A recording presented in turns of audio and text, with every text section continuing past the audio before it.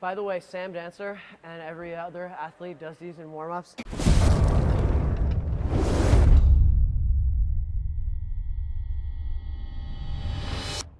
All right. Okay, so we're doing some belt squats on this rig.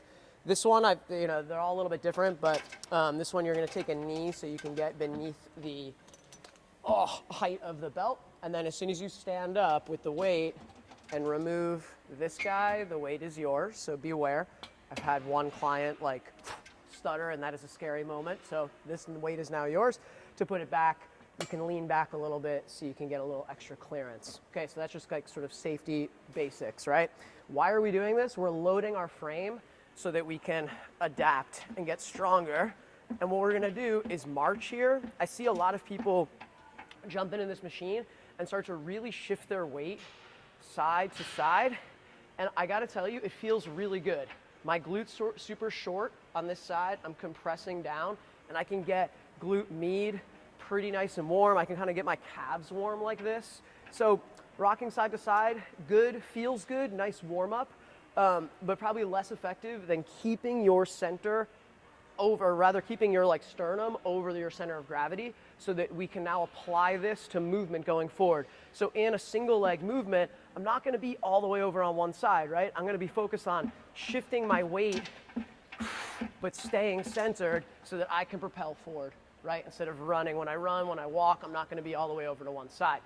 One thing you can do to keep you there is to hold a plate in front of you and keep your plate centered. So I'm gonna keep the plate centered over my sternum, and then I'm gonna attempt not to move it as I'm walking.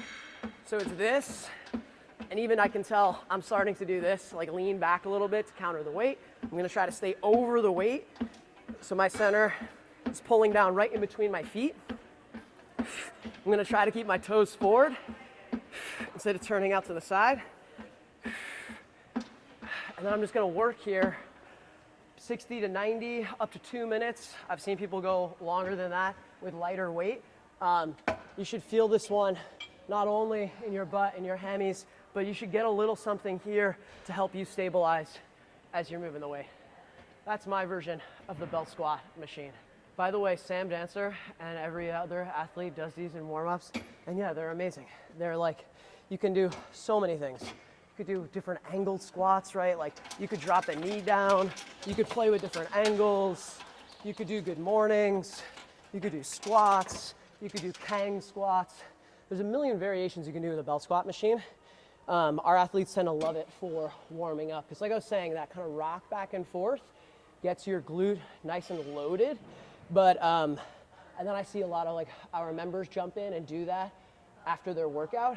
And even though it feels good, I think it's more effective to keep your body centered and practice actually marching, which will bring you more application, as opposed to just doing this kind of like dance side to side. It's very 2003. Okay. All right, that's enough B-roll. Get out of here.